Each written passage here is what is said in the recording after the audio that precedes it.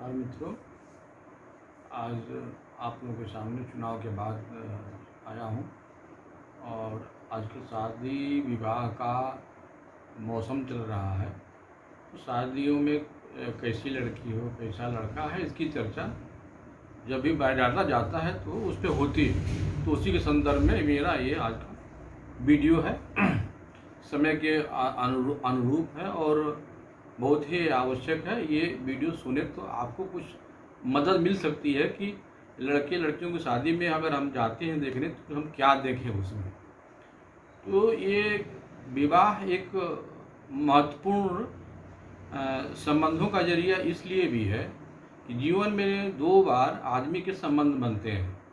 पहला, जब वो जन्म लेता है, जैसे ही वो जन्म लेता है वो किसी न किसी का बेटा होता है या बेटी होती है और उसका कोई माँ होता है, कोई बाप, कोई चाचा, कोई इस तरह से संबंध उसके जन्म से जो भी होते हैं वो सब बन जाते हैं। जो है एक संबंध होता है जब शादी हो जाती है तब वो किसी का जीजा बनता है या साला बनता है। और इस तरह से देखा जाए तो जीवन में दो बार संबंधों की रूपरेखा खींची जाती है। तो विवाह भी उन संबंधों को प्रगाढ़ करने में और बढ़ाने में, सामाजिक दायरा बढ़ाने में एक अहम भूमिका निभाता है। इसलिए विवाह का जो है वो ज़्यादा महत्व है। अक्सर आजकल के शादियों में ये प्रचलन है कि लड़के लड़के एक दूसरे के यहाँ बायोडाटा भेजते हैं और फिर वो मैच करते हैं लोग कि शादी कन्या जो कि बर है या बर जो कन्या है या नहीं है, और उसी के आधार पे तो हम ये कैसे जाने कि कौन सी शादी अच्छी है या कौन करने योग्य है या कहीं नहीं, उसी के बारे में हम चर्चा करें। देखिए, यह एक तरह का परीक्षा है कि आपके सामने कुछ प्रश्न आए हैं, उसमें से आपको उस प्रश्नों को हल करना है। तो एक तरह से ये भी है कि आपके सामने बायोडाटा आ गया, अब उसमें से देखना है कि इसमें इसका हम चयन कैसे करें। तो जिस तरह से कि प्रश्न जो है दो तरीके के होते हैं। एक प्रश्न होते हैं जो अनिवार्य होते हैं और एक वैकल्पिक होते हैं। वैसे ही जब हम इसमें लड़के जब कन्या और बर में जब हम चयन करते हैं तो वहाँ भी ये चीज़ होती है। अनिवार्य ये है कि जो कम से कम ऐसे गुण होने चाहिए लड़की में या लड़के दोनों में ही कि शादी जो है वो अच्छी से निभा सके, कम से कम होना चाहिए। वैकल्पिक में ये है कि अगर उसके अलावा और भी चीज़ें आ जाती हैं, सब कुछ होने के बावजूद, कि बहुत अच्छा लड़का मिल जाए, सुंदर भी मिल जाए, चरित्रवान भी मिल जाए, नौकरी पेशा भी मिल जाए, धनाढ़ भी मिल जाए, सब कुछ मिल जाए, तो ये जो है सोने पर सुहागा हो जाता है। तो इसको हम अनिवार्य में नहीं रखते हैं, क्योंकि सब चीज़ें तो सबको नहीं मिलती हैं। लक्ष्मी भी मिले, मेनका भी मिले और सरस्वती भी मिले, ये संभव नहीं होता है।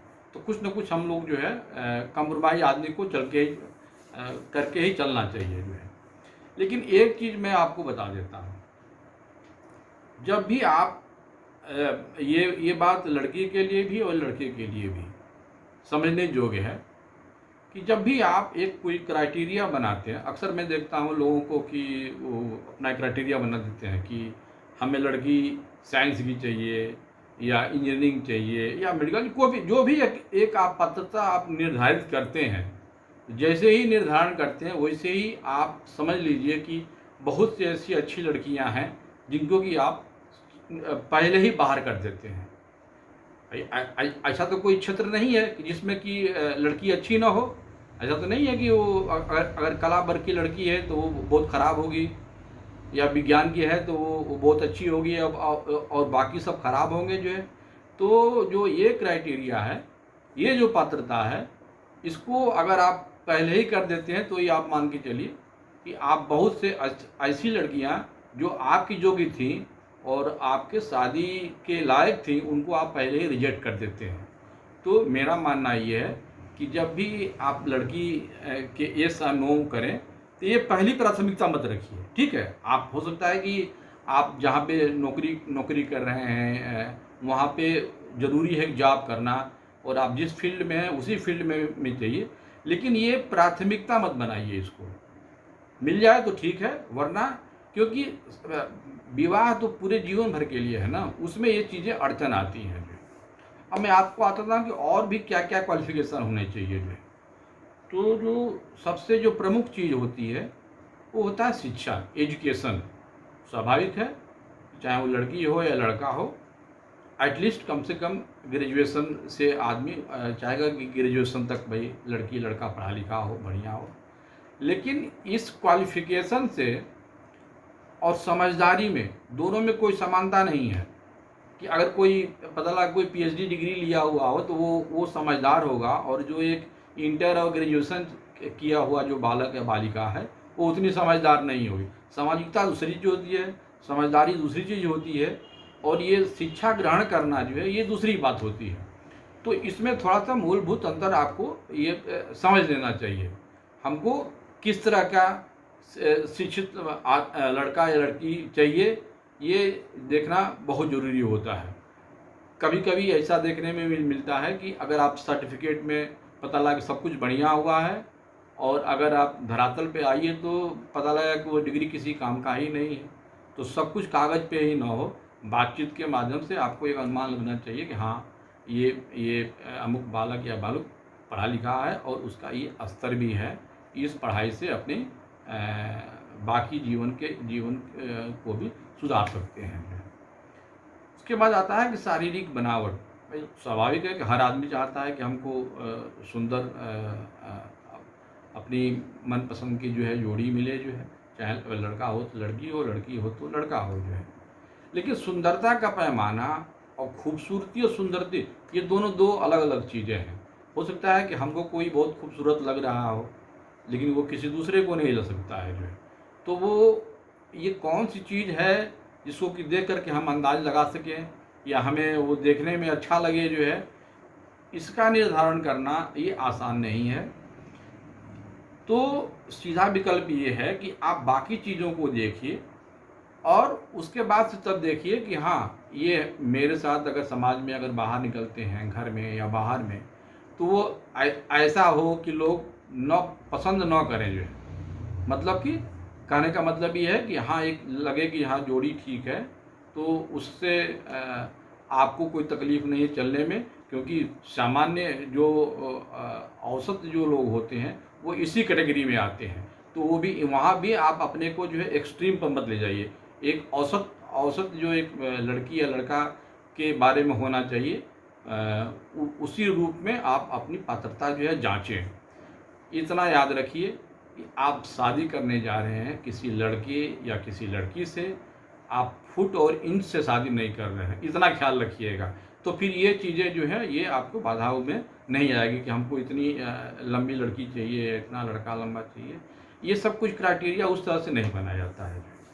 अगर हम उसके रंग रूप पे आते हैं, बहुत होते हैं काले, गोरे, सांवले, इस रंग पे बहुत लोग जाते हैं जो है। देखिए, ये हमारे अंदर जो कमी रहती है, हम उसको भरपाई करने के लिए हम उसके ठीक विपरीत जाते हैं। अगर आप किसी यूरोपियन कंट्री में चले जाइए या अमेरिकन में चले जाइए, तो उनके लिए गोरा कोई महत्व का नहीं है, क्योंकि सभी के सभी लोग गोरे हुए हैं।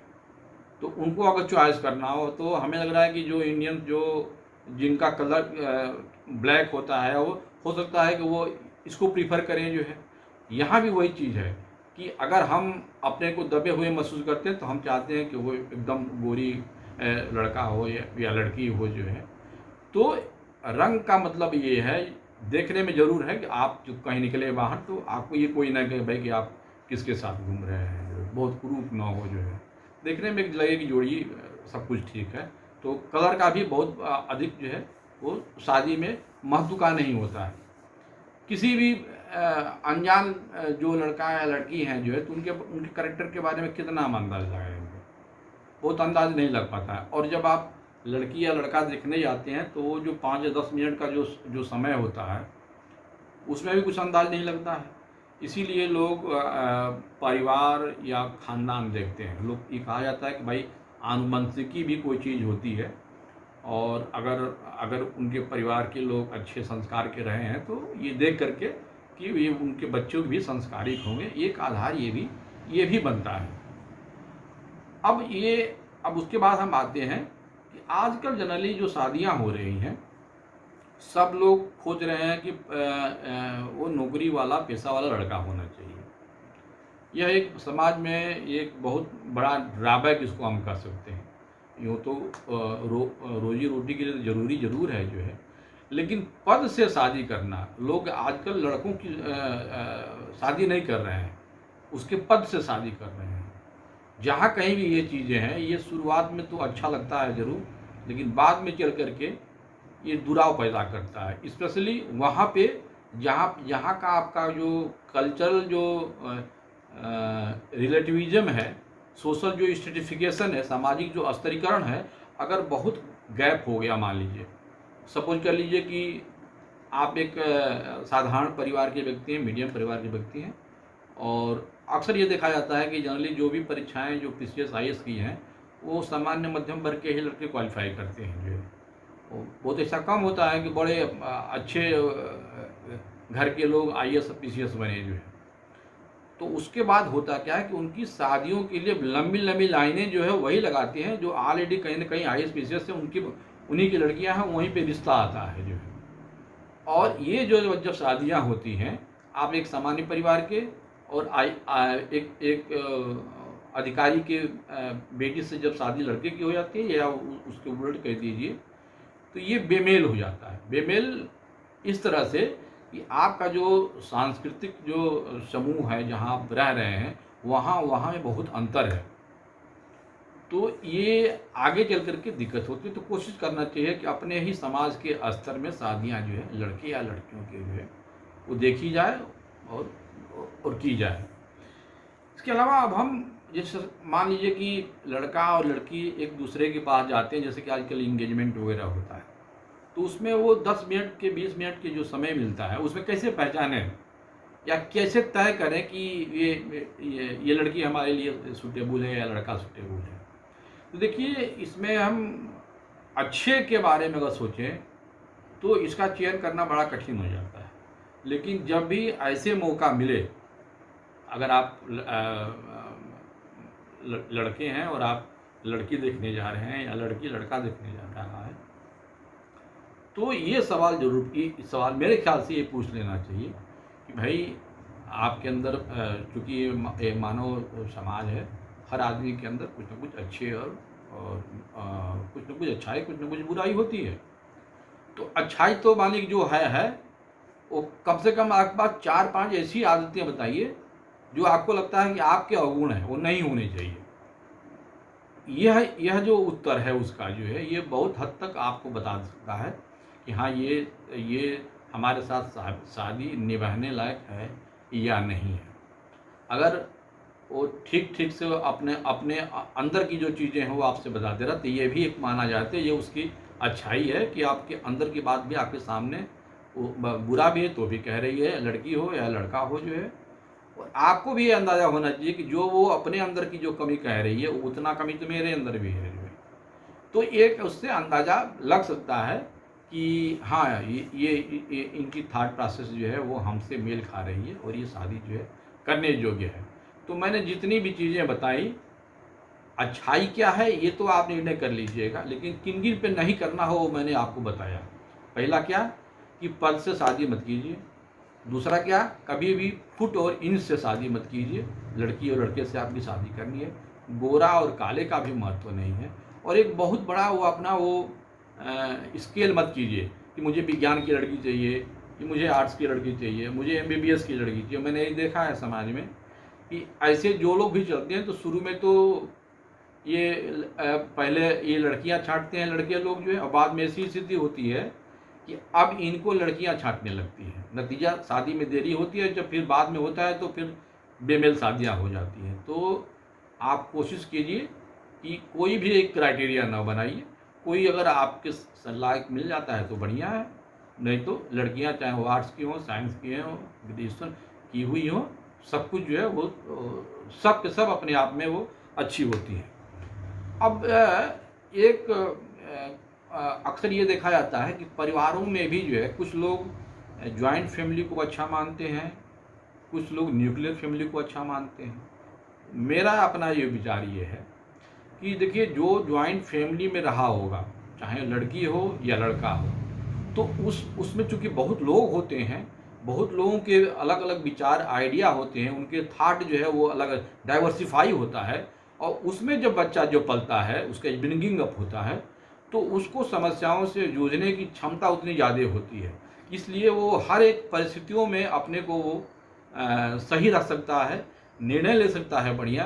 तो कभी भी आप इसलिए शादी कहीं मत नकारिए कि वो जॉइंट फैमिली का लड़का है या जॉइंट फैमिली है, वहाँ जाने पे हमको दिक्कत होगी या और किसी तरह की परेशानी होगी, ये विचार नहीं रखना चाहिए। न्यूक्लियर फैमिली में अगर आपको कोई लड़का मिल गया, अगर अच्छा मिल गया तब तो बहुत बढ़िया है, जो है आपको बहुत बर्डन नहीं है भाई। लेकिन अगर वो मानसिक रूप से बहुत कमज़ोर अगर है तो फिर आगे बहुत दिक्कत हो जाती है, क्योंकि आपको फिर सपोर्ट करने वाला कोई नहीं रहता है। और जॉइंट फैमिली में कम से कम ये रहता है कि और लोग भी रहते हैं और आपके बर्डन का डिस्ट्रीब्यूशन हो जाता है, और सब लोग एक देखा जाए तो आपको संभालने के लिए तैयार रहते हैं। तो मेरा मानना ये है कि अगर जॉइंट फैमिली न्यूक्लियर फैमिली से अगर कोई रिश्ता आता है तो इस आधार पे आप कभी भी ना मत कीजिए कि नहीं हमें जॉइंट फैमिली में शादी नहीं करनी है। तो मित्रों, हमारे समझ में जो एक पात्रता थी शादी विवाह की, वो हम आपके सामने रखे। और अगर वीडियो आपको अच्छा लगता है, क्योंकि एक सामाजिक विषय था, मुझे लगा कि राजनीति की बात तो होती ही रहती है, कुछ ना कुछ सामाजिक बातें किया जाए जो जिससे कुछ आप भी लाभान्वित हो और अपने विचार लो।